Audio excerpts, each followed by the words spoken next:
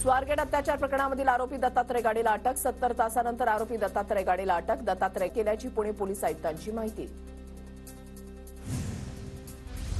आरोपी दत्तात्रय गाडेला अटक करण्यात ग्रामस्थांचंही सहकार्य. गुन्हाड गावातून ग्रामस्थांची दत्तात्रय गाडेला पकडून देण्यात मदत.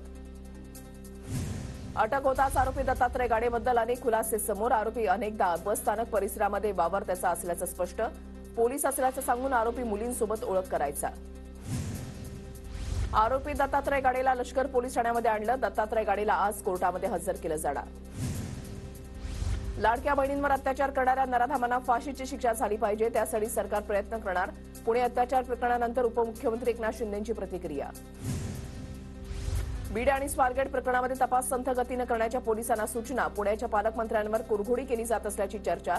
रोहित पवार यांचं ट्विट. स्वारगेट प्रकरणामधील आरोपी दत्तात्रय गाडेचा राजकीय माजी आमदार अशोक पवारांच्या बॅनरवर फोटो, तर त्याच्या डीपीला आमदार माऊली कटकेंसोबतचा फोटो. मात्र गाडेशी काहीही संबंध नसल्याचं कटके आणि पवारांचं स्पष्टीकरण.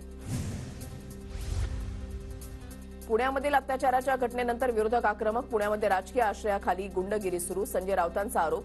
तर पुणे पोलीस आयुक्त काय चॉकलेट खात बसले आहेत का? काँग्रेसच्या विजय वडेट्टीवार यांचा सवाल. स्वारगेटमधील घटना शांततेमध्ये घडली. घटनेच्या वेळेला मुलीनं कोणतेही प्रतिकार केला नाही. गृहराज्यमंत्री योगेश कदमांच्या वक्तव्यानंतर बाद. गृहराज्यमंत्री योगेश कदम आरोपीला क्लीन चिट देत आहेत का? योगेश कदमांच्या विधानावरून विजय वडेट्टीवारांचा सवाल. स्वारगेट प्रकरणामधील आरोपीसोबत माहितीचं नातं काय? वडेट्टीवारांचा सवाल. योगेश कदमांचं वक्तव्य बेजबाबदार आणि असंवेदनशील. महाराष्ट्रामधील लेकींनी कुणाकडे न्याय मागायचा? सुषमा अंधारेंचा निशाणा. मुख्यमंत्र्यांनी योगेश कदम यांचा राजीनामा घ्यावा. सचिन खरातांची मागणी. योगेश कदमांनी पुणे अत्याचार प्रकरणामध्ये केलेल्या वक्तव्यानंतर सचिन खरात आक्रमक. पुण्याच्या स्वारगेटमधील घटना अतिशय दुर्दैवी. मंत्री उदय सामंत यांची प्रतिक्रिया. तर योगेश कदमांशी त्यांच्या वक्तव्याबाबत सविस्तर चर्चा करणार असल्याची प्रतिक्रिया. प्रत्येक बस स्थानक आणि आगारांचं तातडीनं सुरक्षा लेखापरीक्षण करा. सुरक्षा रक्षकांमध्ये महिला सुरक्षा रक्षकांची संख्या वाढवा. परिवहन मंत्री प्रताप सरनाईक यांचे निर्देश. तर गृहराज्यमंत्री योगेश कदम यांच्याकडूनही स्वारगेट बसस्थानकाची पाहणी. पुणे शहर उत्तम. एका घटनेमुळे पूर्ण शहराकडे बोट दाखवणं योग्य नाही. पोलिसांनी चांगल्या प्रकारे तपास करावा. विजय राहटकर यांची प्रतिक्रिया. पुण्यातील अत्याचाराची घटना अतिशय गंभीर. राधाकृष्ण विखे पाटलांची एसटी प्रशासनावर नाराजी. महामंडळाच्या अधिकाऱ्यांनी हलगर्जीपणा केल्याची प्रतिक्रिया. पुण्यामधील घटना दुर्दैवी आणि निंदनीय आहे. मुख्यमंत्र्यांकडून या प्रकरणाची दखल. आरोपीवर कठोर कारवाई होईल. मंत्री शिवेंद्रराजे भोसलेंची प्रतिक्रिया. अहिल्यानगरमधील बसस्थानकाची निलेश लंकेंकडून पाहणी. पुण्यातील अत्याचाराच्या घटनेनंतर लंकेंकडून बसस्थानकाची पाहणी. राज्यातील कायदा आणि सुव्यवस्था बिघडली. लंकेंची सरकारवर टीका. स्वारगेट अत्याचार प्रकरणानंतर सांगली एसटी विभाग अलर्ट मोडवर. आगारातील भंगार अवस्थेमधील बसची अधिकाऱ्यांकडून पाहणी. सांगलीमध्ये 12 शिवशाही बस 5 वर्षांपासून भंगार अवस्थेमध्ये पडून. जळगाव बसस्थानकामधील प्रवाशांचा सुरक्षेचा प्रश्न ऐरणीवर. नवीन बसस्थानक परिसरातील सीसीटीव्ही कॅमेरे अनेक दिवसांपासून बंद. बसस्थानकातील पोलीस चौकीमध्ये कायमस्वरूपी पोलीस कर्मचाऱ्याची नियुक्ती करण्याची मागणी.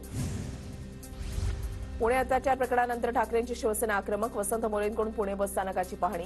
काल केवळ ट्रेलर दाखवला. वसंत मोरेंचा इशारा. छत्रपती संभाजीनगरमध्ये ठाकरे गटाच्या महिला आघाडीचं आंदोलन. पुण्यातील घटनेच्या निषेधार्थ महिला आघाडीचा आक्रमक. महिलांची सरकारच्या विरोधात घोषणाबाजी. बीड प्रकरणी एसआयटीकडून चार्जशीट दाखल. सुरेश धस यांनी मुख्यमंत्री फडणवीसांचे मानले आभार. बीड हत्या प्रकरणी सीआयडीकडून मकोका कोर्टामध्ये 1400 पानांचं आरोपपत्र दाखल. 1,500 पानांचं आरोपपत्र आरोपीला सोडवण्यासाठी प्रकाश आंबेडकर यांचा आरोप. 90 दिवसाच्या आधीच आरोपपत्र दाखल. आरोपपत्रामधील मुद्दे बघून पुढील भूमिका ठरवणार.